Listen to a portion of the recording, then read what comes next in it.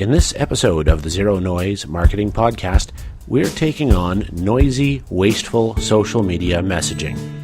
During a recent presentation at the Napanee Sales and Marketing Club, I introduced those in attendance to the essentials of building a tight LinkedIn profile and how to attract the right prospects with a well-crafted body of content.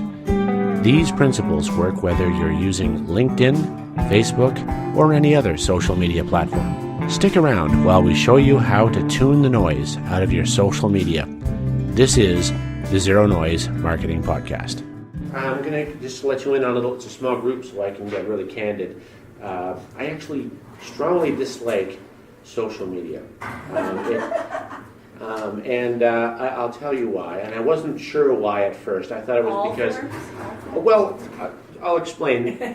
At the beginning, I thought it was just because I'm a contrarian person and I enjoy running in the opposite direction of where the group seems to go. But then I noticed that what it really was is that people, when they're using social media, were using it for the sake of the medium instead of trying to use the medium for the sake of the message that would serve whatever the audience is. And what I mean by that is that they were using it for its own sake. So if you handed everyone a bullhorn and said, just start, communicating with the largest group possible, you would just hear a lot of noise. And that's exactly what we get with a lot of the social media. We're getting, and we joke about it, don't we? We get pictures of people's cats. We get pictures of what people ate. We get this avalanche of trivia. And the problem is, even though it's a very, very good medium and it has extraordinary potential for reach and relevance, we are being trained as a species to ignore it outright. And there's sort of a fatigue that's happening in this medium. And you'll notice that if you look back on any medium out there that's used for advertising, there is a fatigue, right? We're seeing that right now. We're on the tail end of television, really. Even with HBO and all these specialized channels, there is a weariness. As people are able to choose an option that isn't trying to sell to them, they're doing that. And that's what Netflix and Prime, and Hulu, and all these channels, people are willing to pay a premium to not be sold to. So there's a weariness there. And it's because of all the racket. And that's really what my personal business philosophy when it comes to marketing is all about. I hate racket, and I know I hate racket. And all of these mediums, especially new ones, become rife with noise very, very quickly as everyone piles on and plays with it. And the more reach and accessibility that the medium has, the more noisy it gets, and the faster it gets noisy. So that's why I dislike social media. It's the noise, and I'm very sensitive to noise. So I was one of the first people to just sort of drop out. But I'm in it for my clients where it matters if their message can be boiled down to some essential value that will really help people. So that's what we're talking about today. We're going to talk about LinkedIn. I'm going to tread lightly on the areas that Mark Didymus talks about in his presentation, because he will no doubt be back to give you an in-depth presentation on building your audience, building your connections and the benefits of that, and how to do direct prospecting. And I'm going to help you with more the attraction marketing rather than the outreach. He's more aggressive, and I'm, philosophically introverted, although not in life. So anyway, I've got you a little presentation here. I've got you a little set of notes here to kind of go through and update your profile. How many people are on LinkedIn right now? Everybody, more or less? And how many with fewer than 500 people connected to? Everybody. All right. Well, so that's something that you're going to want to build up. But before you do that, LinkedIn has a little kind of checklist process where you can go in and make sure that you at least have what they call an all-star profile. So as you're going through, you're going to want to complete your profile, make sure that it has a decent picture of you. I can tell you what makes a good LinkedIn picture, but what I would suggest you do is go on LinkedIn sometime, make a point of doing this, and look at a whole bunch of profiles in your space and ask yourself, what is in common about the pictures that I really like? You know? Because I could tell you that, this sort of three-quarter view with the smiling guy is great. I could tell you black and white is the way to go. I could tell you color is the way to go. But, there's no right or wrong way to do it as long as you're resonating with people who are like your ideal customer. So think about that. The other things you want to do is collect some keywords and phrases to go into your profile. Make sure that when you're reaching out in your space that you're targeting the right keywords. The best way to do that is to do some broad searches on LinkedIn and then analyze the verbiage of the ones that are ranking the best and collect them all into a text file and then create one that's even better, that has the essentials that are in those profiles. Because LinkedIn, like most social properties and search engines, has kind of an algorithm that it uses, and they're not going to tell us what it is, but you can infer from what it's deciding is important what structures semantically are making an impact, right? So if you see a paragraph that has 8 sentences and uses 6 of the keywords that are relevant to you, maybe that's the way to go. And if it resembles the other 5 that came up first when you did a search for accountants Napanee or accountants Kingston or accountants Toronto, then maybe there's something to it. So put on your analytical Sherlock Holmes hat and see if you can figure out what LinkedIn is favoring by the structures that it's already favoring. The other tip I will give you on that front is when you're going through this list of things to optimize your profile with, do it in markets that are a lot more competitive than ours. It's not really that interesting if you rocket to the top in Napanee because we're a small center, and not as everyone is in tune with that. And some of the strongest business advantages, at least in a small area, are the interpersonal relationships. And when we're in a tight community, who you know and who the friends that you have know and the recommendations they make in person are probably going to be more important. So if you want to do this in a competitive way, in a kind of a world-class forum, go to LA, go to New York, go to a big center where it's very competitive, particularly if you are working in a commoditized market, right, where it's difficult to differentiate you from your nearest competitor. So those are some things that you can do. Now, once you have your profile optimized and world-class and looking like you wrote it from your office in Manhattan, we want to create some articles that demonstrate your expertise and also deliver on value. So I'm interested in a value-driven outreach. So when someone is prospecting, typically what happens is it's not value-driven. If a telemarketer calls you, that's a broken transaction, right? They call you up and immediately what happens? You've been interrupted, you've lost some time, and you're annoyed. So, and have you gotten any value out of it at all? No, it's completely out of balance.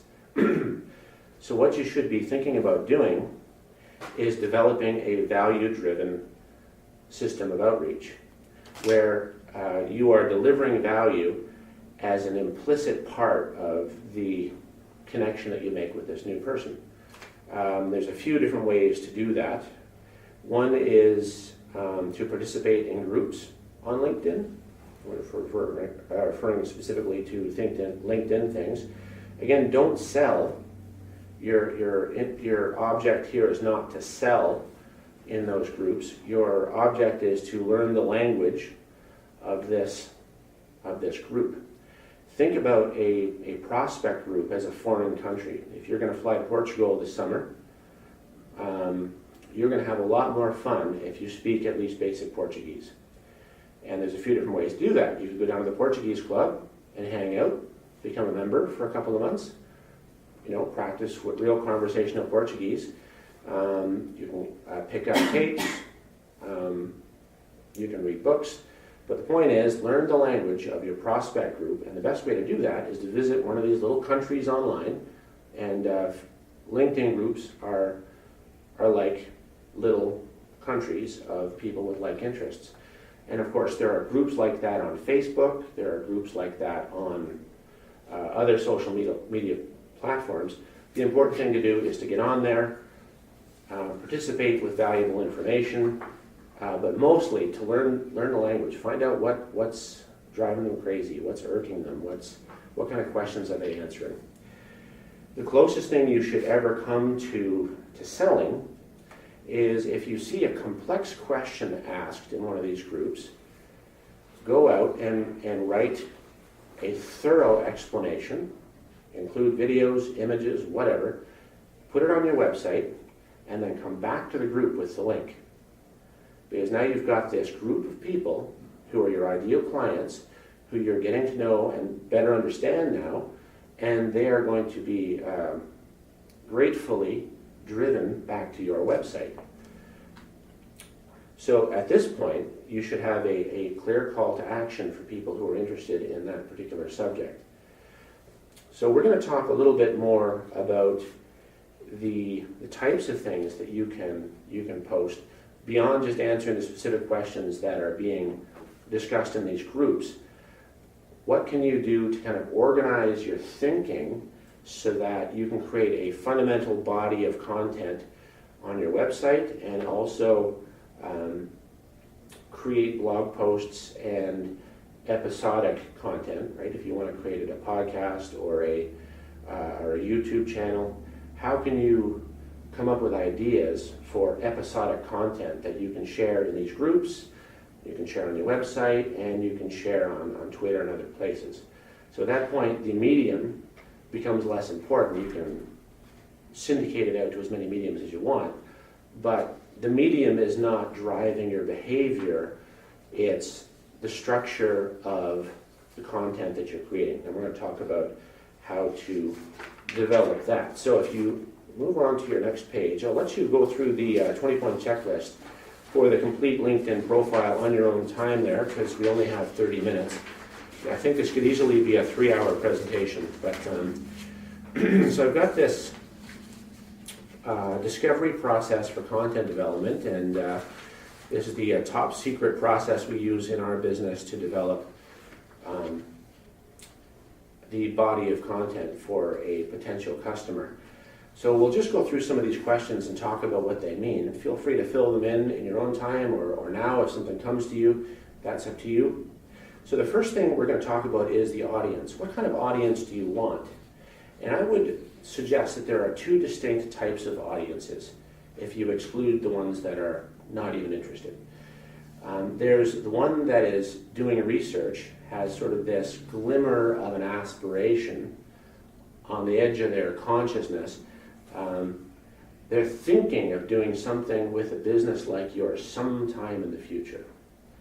You think if you're in the insurance business, if they have a baby on the way, they're starting to think about the educational fund. It's not super urgent, but it's out there. They're starting to look. So they're in that research mode. And so you need a body, a part of your message to be addressing your research audience. And then the one that we're most interested in starting with is the beyond research audience. And how do we identify those in our content? Well, they talk differently, right? Once you've done a bunch of research, let's say that your lifelong dream is to be the owner of a Mercedes-Benz. You've always wanted one, that's what you want to do, right? And since you were 20 years old, you've been buying the magazines, you've been reading about them, you've been watching the car, you know the mechanic in your town, and you're just waiting for that golden moment when you can afford it. And now, at 6 months out, you're close to being able to afford a Mercedes. What is the quality of questions that you're asking at this point versus what you were asking when you were 20 years old? So they're a lot more specific. So your just about to buy customer, now well beyond the research mode, is asking much better questions. So if you come out with fluffy entry-level questions, you have to understand that they are going to be best suited to someone who is just getting into thinking about the purchase. Right. Whereas the person that's asking sophisticated questions is ready to go.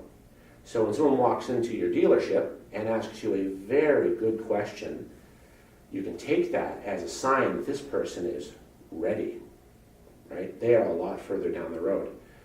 As sort of a footnote to this, your marketing and your content development should be also about converting people from being an unsophisticated entry-level customer to a ready-to-buy customer. And their knowledge of the subject makes them feel empowered. They feel less like they're at the mercy of the salesperson. As social media and self-education matures in the marketing and sales process in our society, salespeople are going to be more about taking orders than about talking people into things. That's really a 30-year-old idea. They're not there to convince you that you need something you don't. They're there to take your order and answer the last of your questions. And they're usually they're the resistance questions, right? Like if I go into a stereo store and I've done all my research, I'm just hoping he's going to say something that'll make me feel better about what is ostensibly an irrational purchase. I don't need a stereo. Never did, right? But I want him to make me feel better. So that's really what his role is. And on the other side, the salesperson is informing the development of marketing content that educates people and graduates them through the tire kicker research mode all the way up to ready to buy sophisticated purchaser. So let's talk about the beyond research audience a bit more. And if you can let me know how we're doing for time. 8:30. 8:30? Are we all okay? All right. So we want to answer the question, what does this audience want? So beyond features, we talked about features and benefits. What is the outcome that the customer is looking for? And there's probably a few of them, and you can rank the ones that you come up with. There'll be certain things that they're interested in, right? This is an interesting distinction here when we're talking research versus ready to buy. What is the need that needs to be satisfied to turn the customer into or the prospect into a customer? In the research mode, they want to be satisfied with that their questions are answered and that they will have leverage over the salesperson if ever they encounter one. They will know enough to make a sophisticated decision in the marketplace when there are many different options. That's what the ready-to-buy customer wants. Wants to know he has enough information. But what does your sophisticated customer want? Now that he knows how to differentiate one model of Mercedes from another, what does he want to know? And the car industry is really interesting because it's counterintuitive.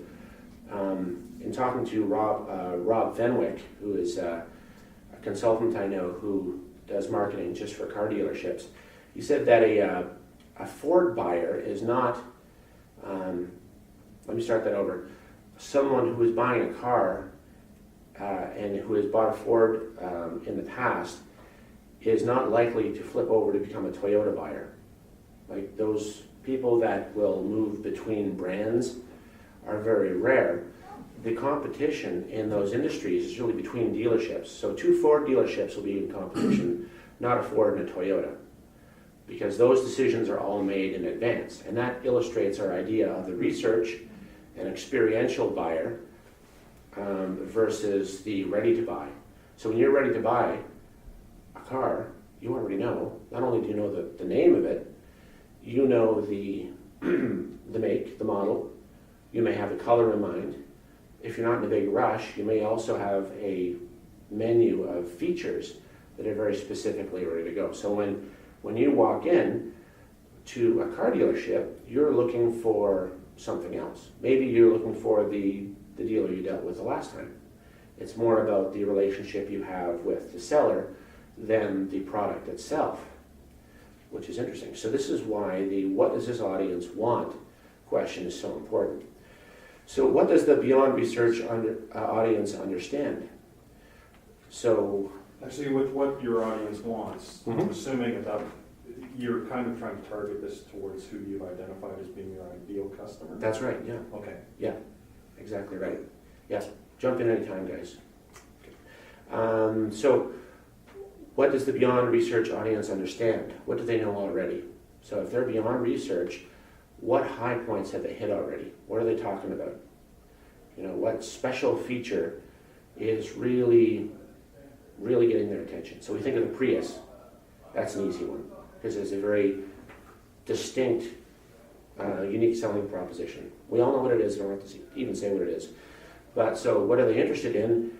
Of all the other electric cars in that space, what's the distinction that they're thinking about?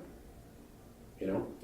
So what options are they comparing when they're making a logical distinction between the options? What does he already believe? So this is an interesting one.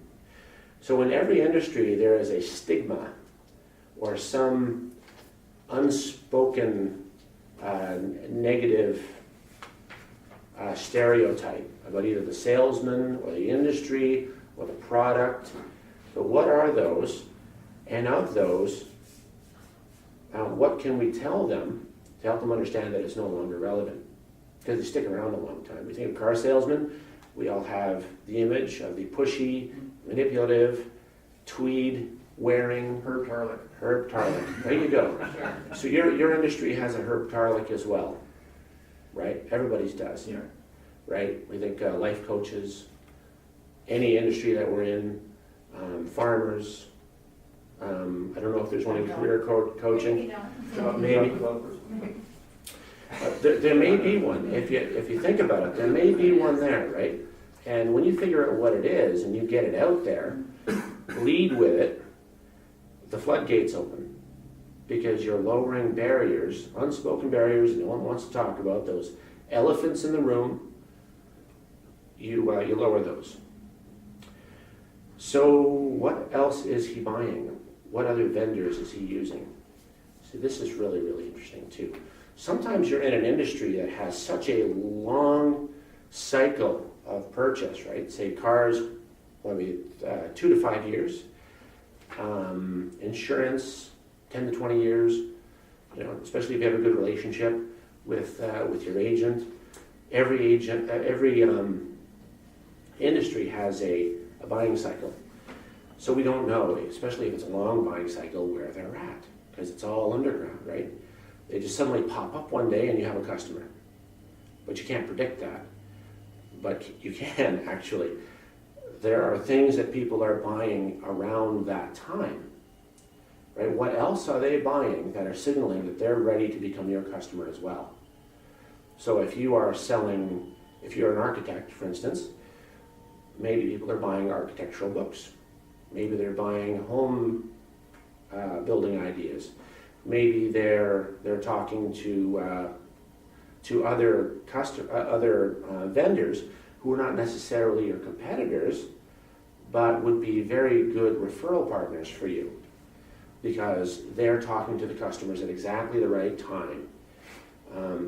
And get into that, if you have a podcast, or even if you just do like an interview with someone and you put the transcript on your blog, interview these people who are in your space, who are talking about services that are being purchased around the same time as this ideal customer is becoming a ready-to-buy customer in your space. So if you're talking to them, then you're getting in front of the purchase at exactly the right time. It's like Wayne Gretzky used to say, go where the puck is going. So think about what else they're buying and who else you can maybe interview in your podcast. Yeah, about like market resistance to change. And what I'm thinking, so I have a part-time job at the Home Depot. I sell appliances Yeah. and countertops. And one of the things that I've noticed is a lot of people come in, especially people, say, Megan's age or younger, with young families. And one of the first things they say to me more or less is, why do I have to have all this stuff? It's like the market's giving these families steam something or other, and the lady goes, I just want to wash my clothes. Mm-hmm. There you go. Well, two things. Is there a product for someone who just wants to wash their clothes? You know how excited I was to move into a home that like the washing machine and dryer were like so simple, whereas my mom, she was like, oh, I could do this, this, and this with your clothes, and I was like, Mom, I don't have time for that. Like, just throw it in there and get washed. Like, it's all the same, yes, right? it's the time. I guess that's what they say to me. It's like, I don't have time to sit down and I just want to go so and specific. I have, like one lady says, she says, I've got 5 kids, all under 10, she said. I have a busy family and I'm an entrepreneur, she said, I work from home, but I just want to go downstairs, take my load of dirty laundry, which is diapers, I throw them in the washing machine, hit 1 or maybe 2 buttons, Yeah. and then go upstairs and live my life until it goes beep, beep, beep, and throw them in the dryer. Right. Well, as a salesman, can you answer that question? Is what I would say. Is that a signal that they're ready to buy, right, or they're in research mode? I would say it's a signal that they're ready to buy. And I always say, where are you on your journey? Or where are you in looking? Right. So the question is, can you answer that? You don't own your own appliance store. No. So it's not like you can have a wall of simple options, right? But could you have on hand maybe a sheet of paper that says here are the processes that most people use all the time. If you're looking at the English, right, it's just this button, this button, and this button, right? And just make something like that. Pull it out of your pocket and say it's this simple. I know this looks like the cockpit of a 747, but Some of them do. but this English, all you have to do is see, here's a picture of that button, it's right there. There's one here and one there, right? This is the only page you need. No, Your How store does that- manager wants you to sell the Samsung. They don't want you to sell the English, right? I'm not going to comment on brands. I'm just saying, like the higher models. Yeah, like no? right, like everybody's different, right? But I mean, most of the people, like, there's one that has like a washing machine that has a little one down below, and I could never, for the life of me, I've been there almost over a year. I couldn't figure out what it was. And one of the salesmen, he said, "Here's what I tell people." He said, "They can do 2 washes. Mm-hmm. They can. If she's got to go out tonight, she's got a dress on, throw it in that. It's a time saver." And he said, "And I just got this like last week. This was like yesterday's my buddy said. He said that's why they have the little one, so it saves time. So you don't have to throw in, you know, you can just throw in like yesterday's clothes if you need to wear them tonight. Boom, gone, Right. done. Time Yeah. saver." I thought that's what the water thing was for. Well, I would suggest. Small load versus I'd suggest to have a large load, little, And I know what you're saying. Yes. like, rather than saying, it doesn't do that, but, because you're still asking them to change their minds. Right. My suggestion is get ahead of them, don't ask them to change. Show them how this is already the way they want it, and just make it clear. That's what I would suggest, Right. right? And if that means you end up becoming the best appliance salesman at Lowe's, or the Home Depot, excuse me, sorry. Because you have a little binder by your desk where you've created all these things on your laser printer at home. Just say you're interested in this one? Yes, great. This is the best rated one, and here's all you have to do for kids' clothes, right? Here's all you have to do. Just do like the top 3, simple, simple, simple, so they don't have to look at 5 different pages in the manual That's after they get it home. And then they see themselves at home. Here's what's going on in their minds. They are visualizing themselves in the laundry room, pressing those buttons. And once they've done that, their wallet is practically out. Yeah, you're right. Because there is one that says basically darks, lights, Mhm. whatever. high, low. And they'll go, I just want this one. Yeah. Actually, if they buy it, it might be good, like, for somebody like me, it would be good actually to, because you could explain that in the store, and then I get home and it's like, what the hell did you say? Give me that, give me Yeah. the cheat sheet. Absolutely. You can visualize resistance in any possible sale. Oh, absolutely. But you can visualize it as the rails on a road, right, or the guardrails on a road. You've got, over here, you've got complexity and obscurity and confusion, right? That's one guardrail. Over here you have boredom, certainty, and predictability. And depending on the personality of the person you're talking to, if they hit this guardrail, they stop. They go, eh, right? If they hit this one, they stop. But if you can keep them in the middle, Yep. right, by giving more certainty, regularity, and clarity to something that seems complicated, then you keep them right in the middle and they move straight through. All the resistance disappears. So just visualize it like that. What guardrail is this person hitting? They think this is boring. You know, they hate laundry. You're going to get people like that. I really hate doing laundry. Right? No problem. Right? A couple little buttons and you don't have to think about it anymore because it does this, this, and this. Or why don't I show you this $3,000 one here that also stops and dries at the end? I don't know if that's a thing. Oh, it's so one of those. Mixes and serves your martini. Yeah, There you go. pretty much, yeah. Right. Transformer. Yeah. But the mistake is to try and change the audience's mind. Understand the audience's mind, meet them where they are, right? Don't resist it. Above all else, accept reality. Yeah. Yeah, because it's your own resistance that will engender resistance in the customer. Because you want them to change. They're not going to change. And they shouldn't have to. They're gonna go somewhere else. That's the change they're going to make. Yeah, they're going to change stores. That's what's going to happen. Yeah, exactly. Right, that's the only change they're going to make. They're going to go find someone else to talk to. So are you basically saying it's more of a listening approach? Yeah. It's a fully accepting, this is almost a metaphysical thing, fully accepting the reality of the person you're talking to. Gratitude's like that too. When someone comes in and you're grateful for whatever it is that they show up with, right, then they can tell that, right? They're tuned right in. They're like, oh, this person is happy to see me. They're listening to me, right? A little game I play when I'm in a sales situation is I try to only ask questions. Like almost never end a sentence in a period when I'm talking to someone. Always try to ask them to go deeper, ask them to go farther, give me more information. Because my tendency is to talk too much. That's my problem, right? It's also something that makes it easy for me to do public speaking, but my tendency is to say too much and to deliver the solution. I think that's a guy thing. It's a guy thing. It's a guy thing, right? But if you ask enough questions, they'll give you the solution. That's a woman thing, right? Yeah. Yeah. Well, women are usually more agreeable. They're oriented towards openness and acceptance. It's honestly how Dr. Phil made his living. Like if you watch Dr. Phil, he doesn't do anything but ask questions that they already know. Yeah.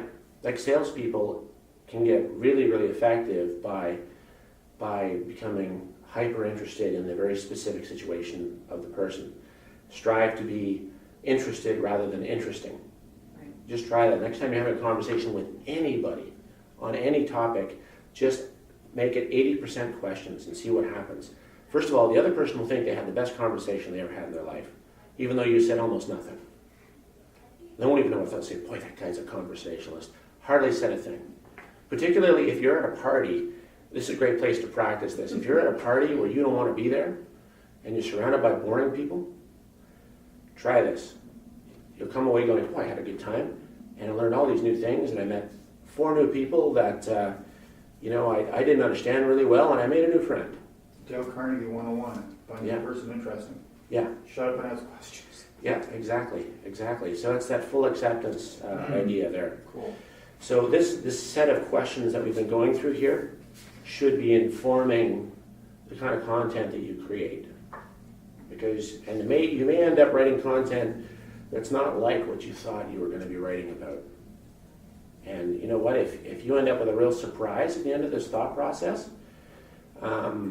probably did something right.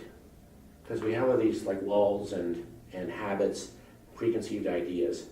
And as long as we service those, we'll end up, our lives will look exactly the way they look right now 20 years from now. Right? But if we abandon them and accept reality above all else, accept reality, then our lives will continue to be interesting because there's like limitless possibility there. Again, sorry about the metaphysical footnote. So the other thing to understand is, how does the audience describe themselves? Like, do they have like a term they use to describe them, the club they're in, or the association they're in? Find out all the weird little words, work them into your vernacular so you use them easily and you understand them and you're using them properly. And this is a tough one, what is the audience's alternative? Right? And what is the common alternative in all sales situations? You guys know? Common alternative? No, the common one is do nothing. That is always an alternative. Do nothing. So ask yourself, what stops them in their tracks? What will frustrate them? What will make them hit the guardrail? Right? Is it boring? I don't want to think about this. This is the guardrail of the insurance industry. Right? The only time people purchase it is when they're in distress. Right? Or they anticipate distress, but no one wants to think about it. So the whole industry needs to shove themselves into the middle lane somehow. I have some ideas about that, but you're not in insurance, so we won't talk about that. Me and Sam have been talking about that a bit, but get yourself in the middle, right? So the audience's alternatives, do nothing, and what else, right? Think about that. What are their alternatives? So you might talk about their alternatives, educate them on their alternatives, help them show that how to evaluate those alternatives. Let's say there's a competing alternative. You might even talk about why you are the gateway to that alternative. Why they're not ready for that, but you're a good place to start. If you're not selling like the A1 version of whatever it is that they're looking at, let's say the boat industry, so maybe this year they're just looking at a fishing boat, take the kids out. They're not in their top earning years, right? Between say 25 and 35, but they want to get the kids out on the lake, give them an appreciation of nature, solves that problem, but they're not quite at the part where they're buying the pontoon boat. They're not buying a beer barge yet, right? But you can say, hey, listen, here's how these things compare, right? Put your competitors in the continuum, and you don't say anything bad about them. Just see them as part of the circle of life in your industry. You're maybe not ready for this, but help them see where they are on the continuum of services. I think on that as well, I know with myself, I value as well salesmen that may end up temporarily losing a sale. Like if I want something necessarily really simple and describe what I want, and the salesman says, well, this used appliance store has stuff that will probably better suit your needs for what you're looking for. I've found that in the long term, I've done more business with that salesman because I value the fact that it's not a good sale. It's pretty powerful. Yeah, I've done that too. I've seen people come in and they'll say, well, where are you in the journey? I'll qualify them. I'll just say, let me qualify you where you are. Like, where are you? And they'll tell me. I've said to people, you know what? I'm confident that I said, you know what? Go out, shop around, and come back and give me your stuff. That's perfect. And a lot of times people will come back and either say, you know what? We bought from you. But we did like, or they say, no, we really like how you helped us. Yeah. But you, I guess my point is I've said, go out and find it, because I know that it comes back. Because they bought stuff off of me, or they say, oh yeah, so-and-so was talking to you 3 months ago, going, oh yeah, I haven't got a clue who they are. Like, oh, yeah. Right. Yeah. It's planting the seed, right? Like, And you that's the don't big get thing, a I sale think. overnight depending on what kind of sales you're in. But it's really planting that seed and ensuring them that you're the person that they want to come What's back the to. trust factor, which is the thing that's always Yeah. lacking in your view of a salesperson. Yeah. And being in it when you go yourself to something and they aren't on their game or they don't give you the vibe that you want, you're like, I'm out. that's it for me, because I've Right. been in customer service for so long that if I'm not getting it there, I'm like, you have ruined the entire thing for me. Regardless of what the product is, and if I wanted it from the beginning, if that person in the forefront isn't there, then I don't want it. So we're thinking about our research, graduation from research to ready to buy. So in a sales situation like that, where someone comes in and they're kind of like all over the place, and then, a thing that we can do is always give them more power, Mm-hmm. right?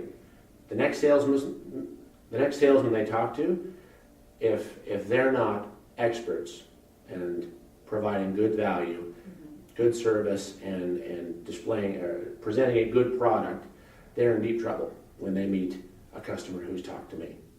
Mm-hmm. Because I've given them all the weapons that they need. That's maybe a grisly way of thinking about it, but if you educate them, like they're all over the place, and look, obviously you're at the beginning of your journey. Do you have 15 minutes? I'll take you through and show you how to understand the differences in all these machines. Do you have time for that? Yeah. You gotta go back. 5 minutes, okay. So the fundamentals side there is really dedicated to all of the other things that people are interested in when they go to your website. What is your professional story? Story, don't underestimate the power of your story. Why did you get into this business? Because your why is interesting, right? Why do people buy art? They buy it not because of the thickness of the paint, distribution of the colors, right? When all other things are equal, they buy a story. Vincent van Gogh, why are we interested in him? Great painter. Could I duplicate a Vincent van Gogh? Probably with enough time, yes. And 100,000 other people probably could do the same thing, but Van Gogh's valuable because of the story. So get your story on your website. That's part of your positioning. What is your project process? Like nakedly show them what is the process. When they come in, here's what's going to happen. Right? And if they like that process, they'll hear from you. It gets them off the rails of, I don't know what's going to happen, into the middle lane. Right? Now they understand what's going to happen. So they're in the middle lane and they're moving forward. What is how is your approach, your business approach, that is your process approach, important, essentially, or uniquely beneficial? If it is, it might not be. And then the fact that you're talking about it on a video somewhere online is the thing that creates the unique positioning, because you're the only one doing that. How is your approach different? That's self-explanatory. Basis for informed comparison. Give them lots of pictures of what you're doing, before and after, videos. Here's how we do what we do. When we come to clean your carpets, we're wearing a white jumpsuit, and we cover all the furniture and whatever it is that you do that makes your particular experience better. Demonstration of work in process. If you have something you're building, show them a video of that. Here's the process. Don't be afraid that they go out and build their own. They're probably not going to do that. And any customer that would go out and build their own using one of your videos is not a customer you want anyway, because they will undervalue your work. Right? Before the relationship is established, we talked about some of this already. What do they already believe? What do you want them to believe in the end? What problems are they experiencing right now? What information, if shared, would engender trust the most? Do you say, you know what? This might not be for you, and I'll tell you why. And here are 2 other options in the marketplace. I'd be happy to give you contact information on my 2 nearest competitors, but I'll tell you why we're different, and you can decide. What kind of information like that. So that is, I guess we're just about out of time here. If you want to hear more about like lead capture offers and kind of finding out exactly what it is that you need to say, you'll get far better results from your efforts by addressing these targeted prospects. And it's very hard to recognize our own strengths. So to have someone like myself or another business associate tell you what your strengths are so you can lead with them in your sales process, it's a great way to get started, because you're probably blind to the things that are most interesting about you in the marketplace. Thank you for your time. Thank you.